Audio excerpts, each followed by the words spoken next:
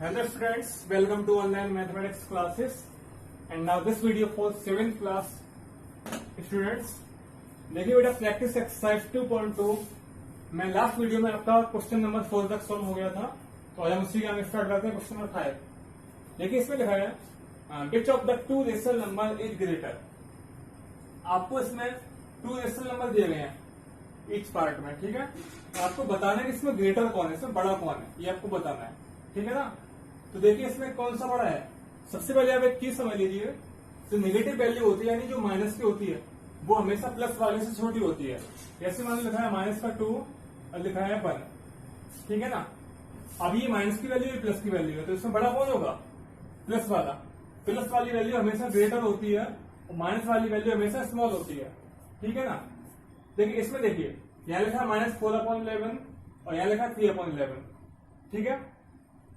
आपको दिख रहा है कि ये वैल्यू माइनस की और ये वैल्यू प्लस की है, यानी कि इसमें ये बड़ी होगी, ठीक है ना।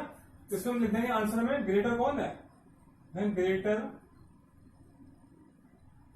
इक्वल टू 3/11, इसका आंसर होगा। इसमें आपको डायरेक्ट लिखना है, ठीक है, क्योंकि ये वैल्यू पॉजिटिव है, नेगेटिव वैल्यू हमेशा छोटी होती है। इसमें देखिए अब आपको यहां दिख रहा होगा कि दोनों वैल्यूज नेगेटिव है। अब क्या करेंगे आप, तो देखिए अब आप करना क्या है आपको समझिए। सबसे पहले आप इनके जो डिनोमिनेटर है आप इक्वल कर लीजिए, यानी इनका एलसीएम ले लीजिए, ठीक है। 8 और 4 का एलसीएम कितना होगा 8, तो दोनों के नीचे 8 रखी है, ठीक है। जैसे हम लोग फ्रैक्शन सॉल्व करते हैं वैसे करते हैं, तो 8 बन जाए 8 बनवा जाएगा डिवाइड, और 1 का मल्टीप्लाई हो कितना हो जाएगा -5। 4 का डिवाइड करेंगे इसमें कितना आ जाएगा 4 2 8, 2 3 6, यानी -6, ठीक है।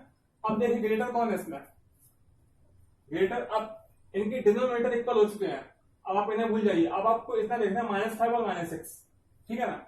अब देखिए माइनस में जो छोटी वैल्यू होती है वो बड़ी होती है, ठीक है, माइनस में उल्टा होता है। प्लस में आप देखते हैं 5 और 6 को 6 बड़ा होता है, लेकिन माइनस में क्या होता है छोटी वाली वैल्यू बड़ी होती है, ठीक है ना। तो इसमें बड़ा कौन हो जाएगा -5.8, लिख देंगे हम ग्रेटर इक्वल टू -5.8, ये आपका आंसर हो गया। इसे देखिए इसमें भी हम सबसे पहले हर को जो डिनोमिनेटर है आप इनको इक्वल करेंगे, ठीक है, एलसीएम लेकर। ये आपके होमवर्क में ये आप ऐसे कर लेंगे, ठीक है ना।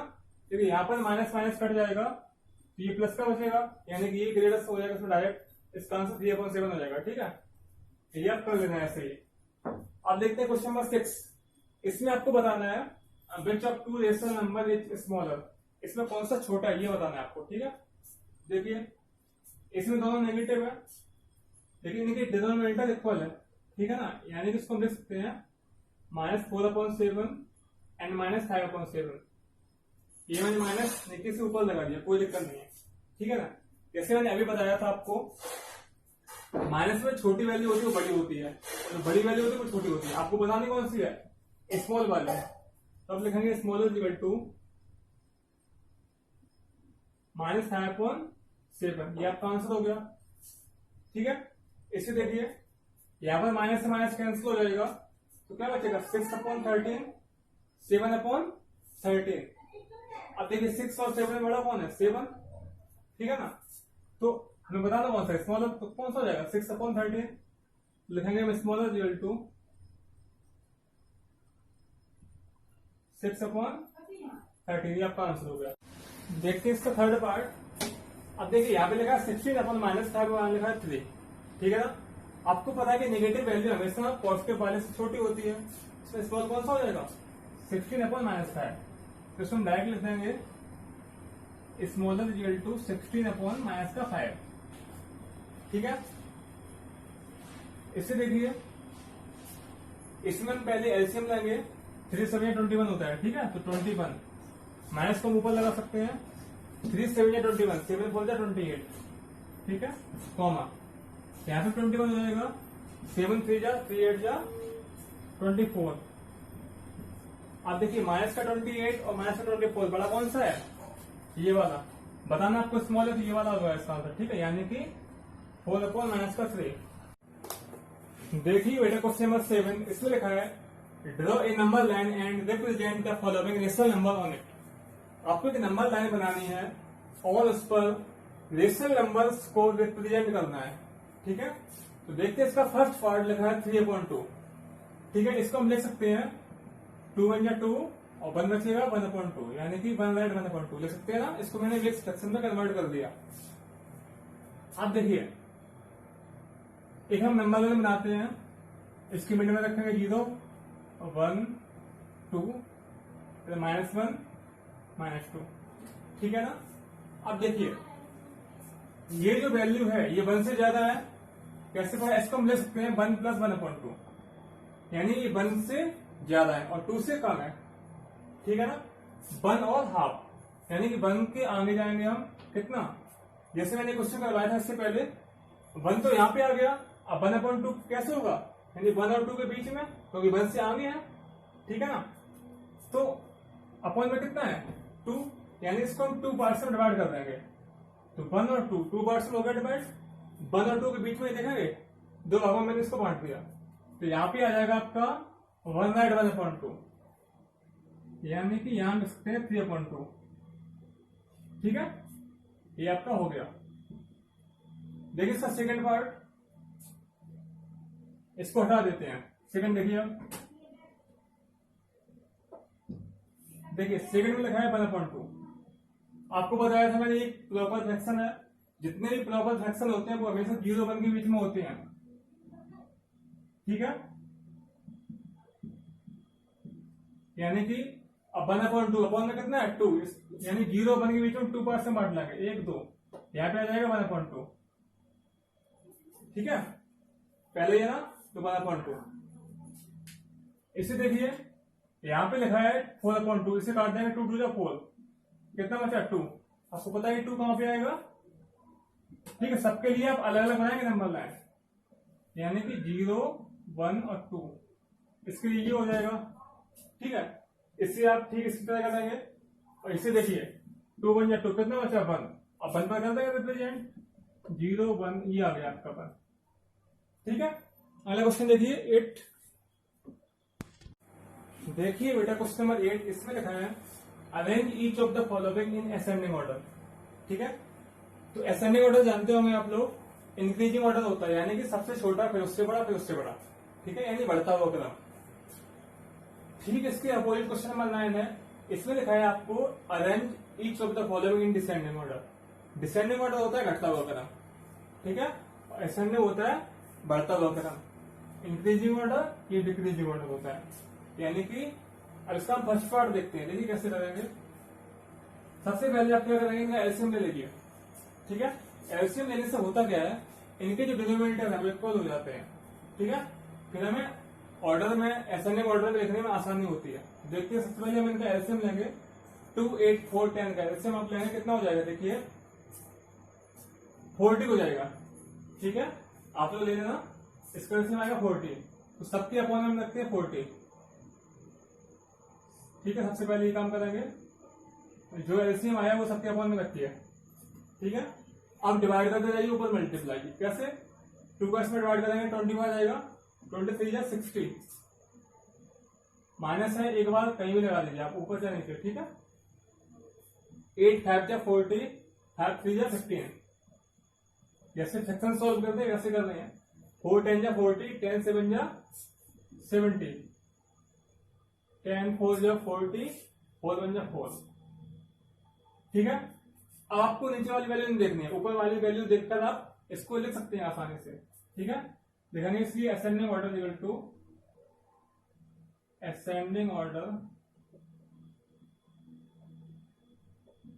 क्या हो जाएगा। अब देखिए सबसे छोटा इसमें कौन सा है, आपको पता है कि जो नेगेटिव वैल्यू होती है वो छोटी होती है पॉजिटिव वैल्यू से।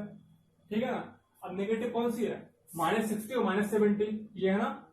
इनमें छोटा कौन सा होगा, ये वाला, क्योंकि माइनस में जो बड़ी वैल्यू होती है वो छोटी होती है। सबसे पहले हम इसको रखेंगे। अब ये आई कहां से है, यहां से, यानी कि -7/4। इसको सॉल्व करेंगे, 0 कट जाएगा, कितना बचेगा, -7/4। इसके बाद ये वैल्यू, ये इसको सॉल्व किया तभी आई थी। ठीक है ना, इसके बाद ये वैल्यू आएगी, ये साइन आप लगा सकते हैं या ना लगा, कोई दिक्कत नहीं है। ठीक है, तो ये -2। इसके बाद माइनस वाली वैल्यू खत्म, अब देखते हैं प्लस वाली। ये 15 है, ये 4 है, तो छोटा कौन सा है? ये पहले ये आएगा 4.40, नहीं ये आएगा 1/10, ठीक है, क्योंकि ये वैल्यू यहां से आई है निकल के। इसके बाद आएगा 15/40 यानी कि 3/8। ये आपका आंसर हो गया। ठीक है, ऐसे ही आपको क्वेश्चन नंबर 2 करना है, ये आपका होमवर्क में है, ठीक है। क्वेश्चन 9 का एक पार्ट देख लीजिए। इसमें आपको डिसेंडिंग ऑर्डर में लिखना है, यानी सबसे पहले बड़ा फिर छोटा फिर छोटा, ठीक है। तो देखिए इसमें भी हम सेम ऐसे ही करेंगे एलसीएम देकर। देखिए इसका एलसीएम नहीं कितना होगा? एलसीएम इसका आएगा 6, हम सभी में 6 लिख लेंगे। 2 3 या 6, 3 7 या 21, 3 2 या 6, 2 2 या 4, 6 1 या 6, 1 का 5 में करेंगे 5, 3 2 या 6, 2 2 या 4।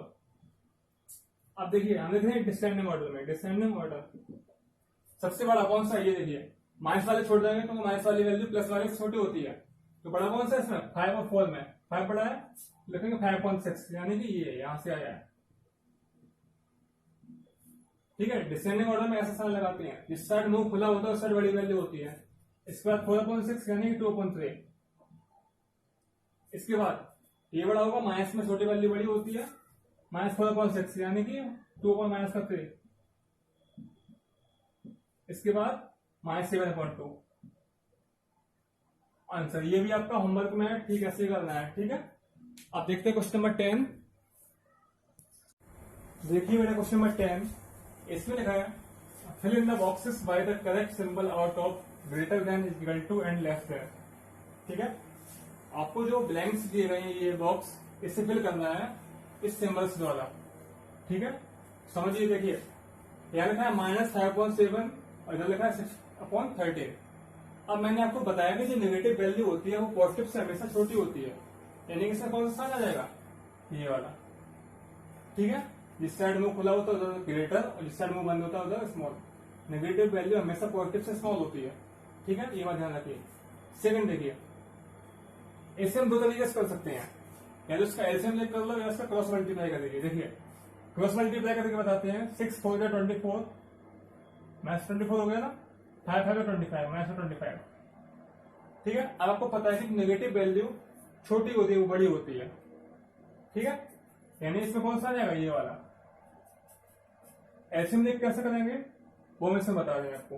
देखिए इनका हम एलसीएम लेंगे दोनों, कितना हो जाएगा? 24 हो जाएगा।